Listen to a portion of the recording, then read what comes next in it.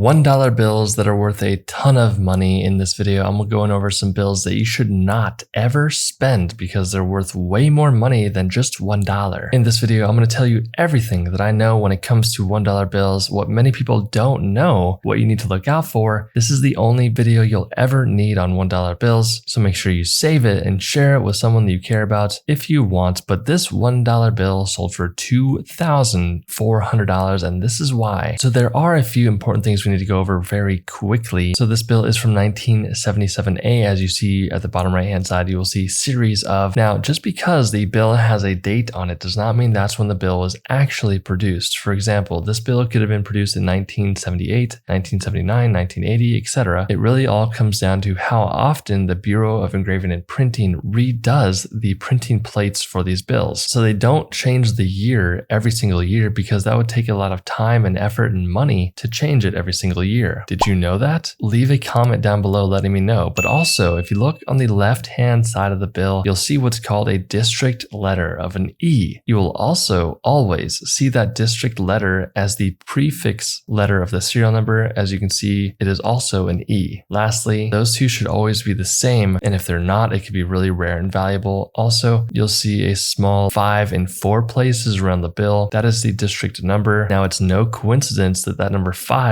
correlates with the E in the fact that E is the 5th letter of the alphabet. So the district letter can be anything from A all the way to L, and the district numbers can be anywhere from 1 all the way to 12. So if that district letter was an A, the prefix would be an A, and the district number around the bill would be a 1. If it was a B, they'd be 2. If it was a C, it'd be 3, etc. If they were ever different, that can be worth a lot of money. So a few more things on this bill. One, it was graded by PMG at a 64 EPQ. That means there's no folds or dents on the bill whatsoever. The higher the grade, the more valuable your bill will be. If your bill has no folds on it, the next thing to consider is the centering. If you look at the left-hand side of the bill versus the right-hand side, the margins, which is that white strip on the left and right-hand side, it's not centered that well. If the bill is better centered, that means it can get a higher grade as long as there's no folds on the bill. If there's a tiny corner fold on the bill that hits the design, it will automatically be a 58, which means almost uncirculated. All right, so another thing is this is a mule note. Now, if you know what a mule is essentially a donkey and a horse, which correlates to this because essentially the back and the front of this bill should have never went together. Now, how do you know that? Well, if you look at the back plate number, that is essentially an internal bookkeeping purpose for the Bureau of Engraving and Printing. That number will be a different size than the front plate number. If your bill has a different size back plate and front plate number, it could be a mule note worth money. Now, one of the main reasons why this bill sold for $2,400 is because this is a Natick test paper bill. What you need to know is that when they were producing bills, they wanted to try a different type of paper, so they used a Natick test paper during a period of time, and they ultimately realized that this was not a good representation of what they wanted for their US paper money. Now, the way you tell if you have one is that you have to have a 1977 $1 bill, and the serial number range needs to be from E760000001H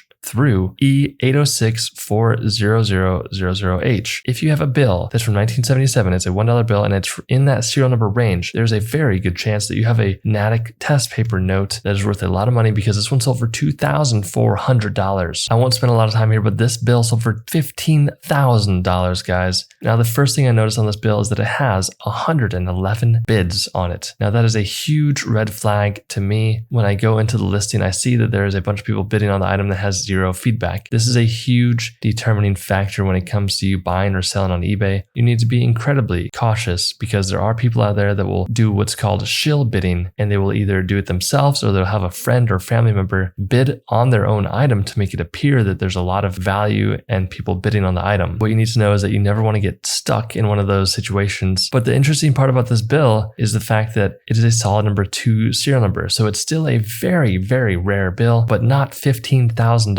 rare. In my opinion, this could be worth anywhere from $500 to about $1,500, mainly because the condition of the bill is not that good. Also, like I said before, you want to get a bill like this certified by PMG or PCGS. Be careful out there, guys, because this one sold for $15,000. I hope no one got scammed. Now, this is a real, genuine $1 bill. I won't spend too much time, but it sold for $99,875. Now, this is an area that I really enjoy, but not many people on YouTube tend to agree with me, unfortunately. I'm just a nerd when it comes to this stuff, but what's cool cool about this bill is that this is a 1928 $1 silver certificate bill. The silver certificates mean that back in the day, you could literally bring a $1 bill like this to a bank and exchange it for equal value of silver. Now there's also gold certificate bills, but there's no $1 denomination gold certificate bills. So if anyone ever tells you that, they're lying to you. But what's cool about this bill is that one, it graded very highly by PMG at a 66 EPQ. Also, it is a star note. I'll keep that very brief, but essentially during the printing process, if there's an error on a sheet of bills, what they'll do is they will scrap that sheet and produce a new sheet of bills with a star on it, signifying that it's a replacement note for a sheet that was destroyed. So it's pretty rare. Again, if you have a 1928D silver certificate $1 bill with a star that's in high grade, it's going to be worth a lot of money because this one sold for $99,875. All right, $4,200 for this 1988 $1 bill that was graded by PMG at a 67 EPQ. I'll keep this very brief, but this is what collectors call a web note. Now we see that it's a star note as well. You can see the star at the end of the serial number. Now essentially what a web note is back in the day, they tried to do a new printing technique, which essentially would print paper money in one continuous roll, the same way that they print newspapers. They thought this would be great, but what ended up happening was a ton of mistakes and errors, so they quickly stopped producing banknotes like this. Now there's a very easy way to tell if you have a web note, and that is through a few features that I'm going to show you right here. So the first area you want to look at is Washington's portrait. It's going to look pretty washed out on the web note comparatively to a normally issued bill. Next, you're going to have the front plate number. Now the front plate number for a web note will simply be a number, while on a normally issued bill, it's going to be a letter plus a number or numbers. Now, one of the easiest ways to tell if you have a web note is if you look in the back right-hand side of In God We Trust, you will see a small back plate number on a web note. Now, if the back plate number is not to the right of In God We Trust, that means it is not a web note and it's just a normal bill. Now, the thing is, if you have any one of these three, that means that you have all three of them. There's no way you can have just one of these three that I just went over. So if you have a web note and it's in high grade and good condition and it has a star also, it could be worth a ton of money because $4,200 for this $1 bill. This is a real $1 bill from 1869. I won't spend too much time, but this is one of my favorite types of bills. This is a rainbow note is what collectors call it. Essentially, this is right after the Confederate War era. This is when they started to increase their anti-counterfeiting devices on the bills. That's essentially what the blue security features on the left-hand side of the bill are. You also have the green